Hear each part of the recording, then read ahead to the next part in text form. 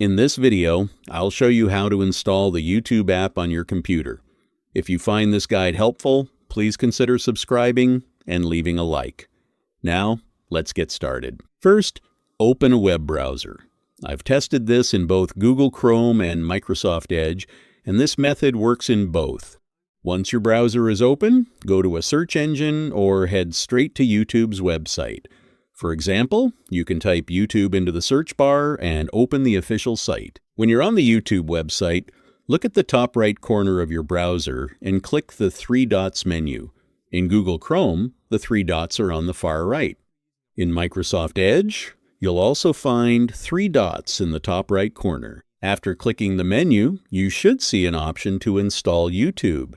In some browsers, you may need to click Apps first, and then select Install YouTube. This confirms that the YouTube app can be installed through different browsers. Click Install YouTube, then confirm by clicking Install App if prompted. The app will begin installing, and once it's finished, it will open automatically. You can then close your browser, and you'll notice that the YouTube app has also been added to your desktop. If you double-click it, the YouTube app will open directly. That's it. You can now use YouTube through the app, which is often quicker and cleaner because you don't have the browser, address bar, and other distractions.